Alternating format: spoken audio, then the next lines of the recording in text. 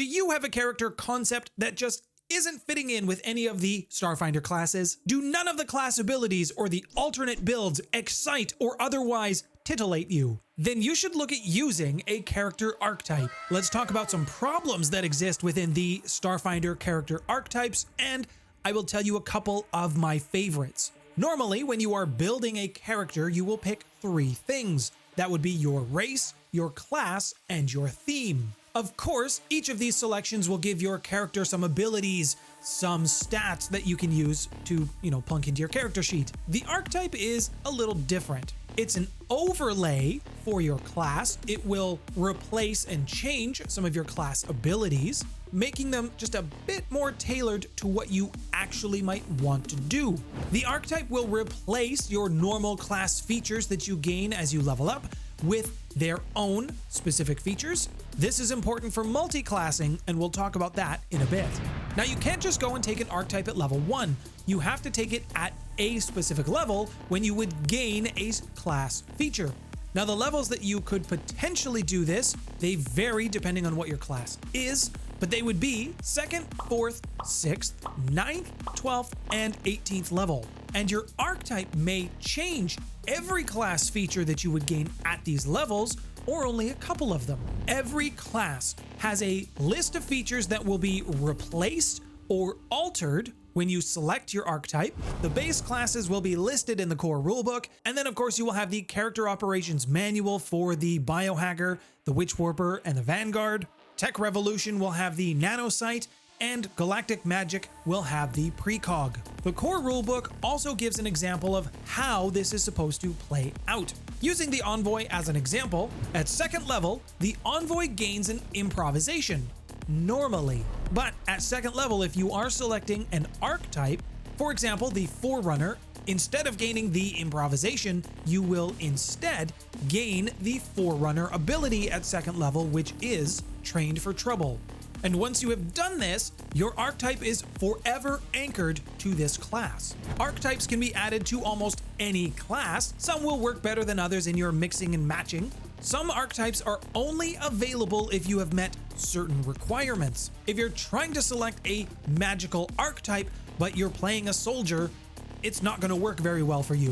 When you make your archetype selection and you've added them to your character, you have to be aware of what's changing. You don't follow the normal level up track anymore. You need to look at the instructions for the altered class. This will mean that your character might not normally gain their usual class abilities, or in some cases they will still get them just at later levels.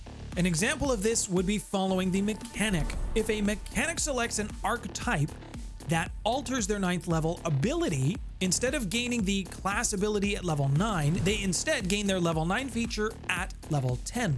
The problem that I have with this isn't a big one, it just makes the classes a little bit more complicated. There is so much you need to be aware of that changes how the classes operate. If you're already familiar with the game and have a good understanding of how your class works, this could add a new level of depth to your characters, so this could be entertaining that way. But for new players, this might be just a little bit much, and I wouldn't suggest playing with the archetypes as a new person coming into Starfinder, but once you've got a couple of games under your belt, sure, feel free to experiment and see what you can do. At the time of this recording, there are 39 archetypes, and that's all the ones that I found on Archives of Nethys. This is a fantastic site. They have partnered with Paizo, and you can find basically everything for Starfinder and Pathfinder for free on this website. Now, I did say we would talk about archetypes and how it affects for multi-classing, so let's talk about that briefly. When you take an archetype and overlay it to your class, it is permanently attached to that class. Let's just say you've picked Mystic and you've put a magical archetype on your Mystic. Every time you gain 1 level in Mystic, you will follow the archetype track. And then if you multi-class into Soldier, for example, whenever you gain a level in Soldier, you will not gain the levels for your Mystic with the archetype overlay. And if you really wanted to go buck wild with your character creation, you could multi-class your character and multi-archetype. Good luck wrapping your head around that if you try to do that. Now, one of my favorite archetypes can be found in Near Space on page 146. This would be the Doshko Specialist. The Doshko is a weapon, but it is also a symbol for the Veskarium. It is a traditional Vesk melee weapon. It can be made out of lasers. It can also be made out of steel or some sort of metal. The Church of Demoratosh, they encourage this weapon's use. It is actually the traditional weapon of Demoratosh. Doshko Specialists are masters of melee combat. They study the Doshko. They aim to improve their melee abilities. They keep ancient Vesk traditions alive and well. Now, the Doshko has several variances. It can have 1 to 4 blades. Only the most hardcore traditionalists of the Vesk or the Doshko Specialists themselves, they understand that each tooth on the blade has a special meaning or is supposed to represent something special, some kind of truth that they have discovered. And while you can purchase a Doshko with many blades, the specialist and the traditionalists, they will limit themselves to only the number of blades for which their truth has been revealed. Many Doshko specialists are Vesk, but not all Vesk are Doshko specialists. And any species who strives and yearns to learn this particular weapon is held in high regard by the Vesk. The Skyfire Centurion can be found in the Pact Worlds on page 185. When the Absalom Pact was signed, the Dragon Legion, the Triaxian Dragon Riders, they took to the stars. They became known as the Skyfire Legion. They are now an elite and highly principled mercenary group who sells their protection at the fringes where the stewards cannot go or do not go. Many of the Skyfire Legion, they form a telepathic bond with their co-pilots, and teams will actively work to strengthen this connection so that they can function better as a unit.